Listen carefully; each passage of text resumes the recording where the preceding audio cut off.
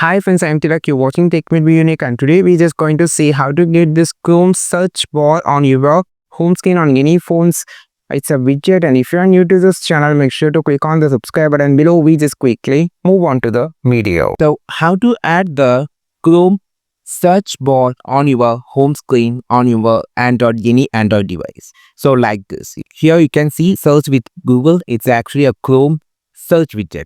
So just long press on your home screen, go to the widget section, then just scroll down. You can find option called Chrome. Click on this. After clicking on the Chrome, you just need to swipe to the fourth slide, the Chrome search. A quick start to the search to the Chrome.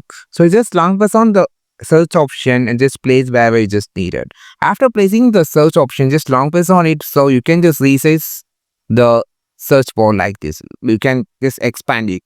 So you can just anything you search here directly, it goes to the Chrome, and this is the way that you can just easily place the Chrome search widget on your home screen. I think this video helped you a lot. Like this video, share this video, subscribe to this channel. We will meet our next video with a super valuable content. This is Tilak signing off from Be Unique. Have a wonderful day.